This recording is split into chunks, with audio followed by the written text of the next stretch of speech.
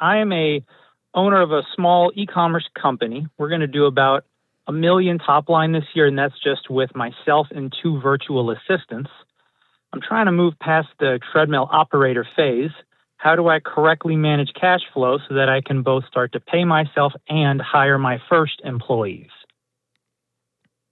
What's your profit on $1 million? About 170. Okay, cool. And what do you need for your family to live? Maybe 0 or 10.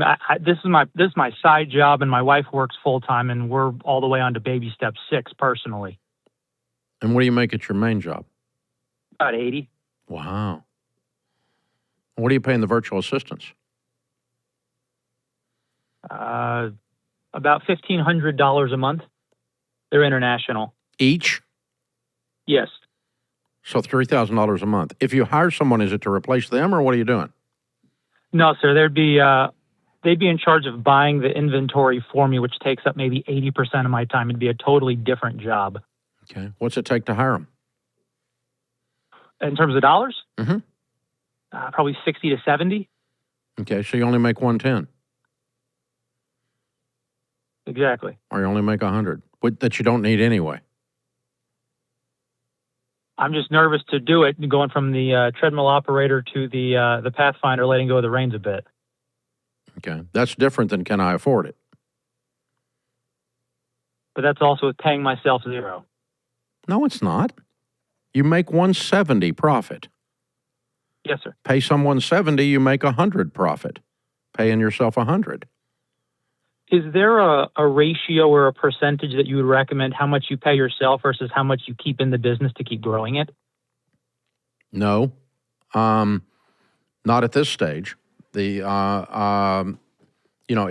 what works out. You've got a different situation because this is a side hustle. So that gives you a lot more flexibility. So let's talk through all of it. So you want to hire someone to do this, and you want to set some money in retained earnings. So the 170 you made last year, did you bring it home, or what'd you do with it? The 170 is a projection for this year. I'm only about 18 months in. Oh, okay. All right. So what was your plan with the 170? What do you plan to do with it? I've been basically flying by the seat of my pants so far, just trying to, build this thing with cash and debt free. I figure it's time to grow up and create some systems here that I don't have so far. Okay. All right. So let's add 2 things to the systems. Let's add a delegatable position. We'll talk about that in a minute for $60,000 to get someone started. And let's add to your P&L that we're going to just make up a number. I don't care, 10% of your net profits, 20% of your net profits, and hold those in retained earnings. We're going to build a savings account inside the business. You got to pay taxes on it. Welcome to small business. And even though it stayed in the business, it's all taxable.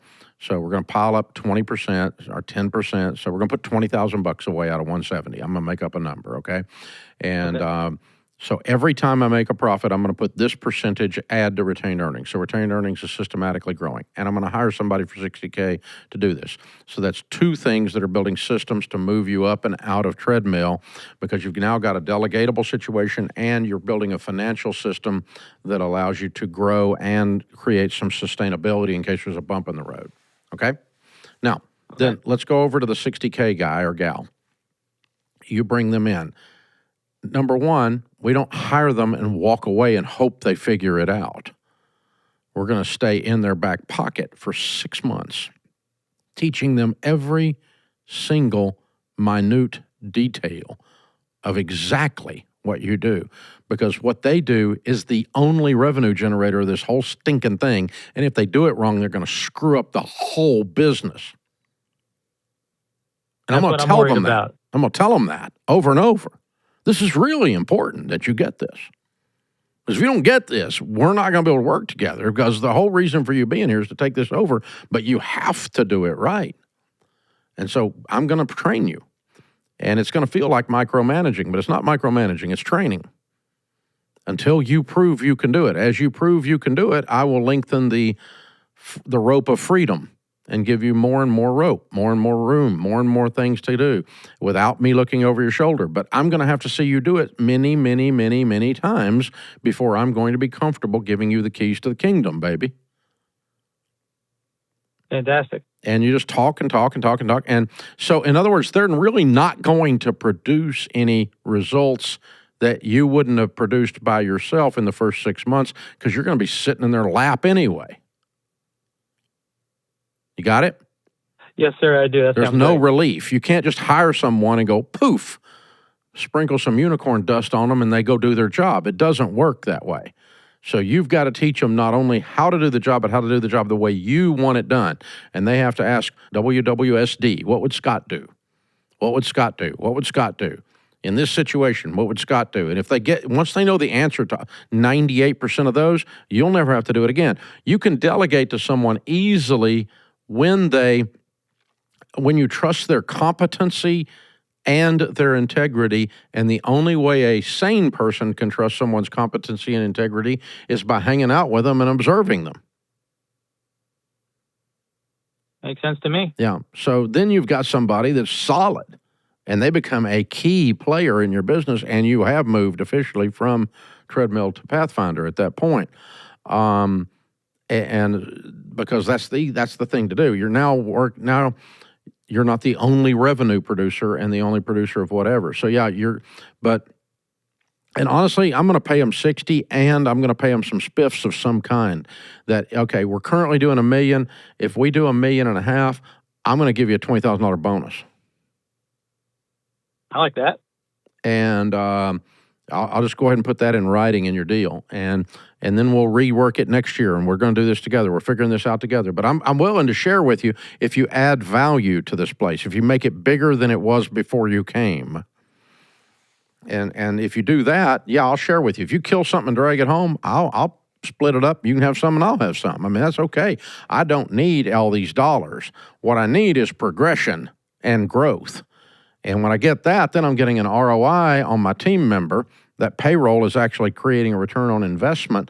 And then I'm now growing and running a business. And then you can add another one and another one and another one. And then you can bring your assistant in-house and do away with a $3,000 expenditure and trade it out for a $4,000 expenditure for one person in-house that's here and in person and so on. And you can start to build out the team from an administrative standpoint, a financial standpoint, a marketing standpoint, operations standpoint. And, now we're starting to look at, 8 or 10 people in a $10 million business. Go from owning a job to owning a business, right? That's the one, man. That's the one. You're right on track. You already knew the answer. So proud of you. This is cool. I love that where you are. And it's got a lot of upside. And that's what's so exciting about it. You don't have to do anything here, but you can choose to create something that is more sustainable and not so dependent on old Scott. And it's much more fun, by the way, when you do it that way. When it's all on your shoulders, it takes a little of the joy out of it. So that is absolutely the process.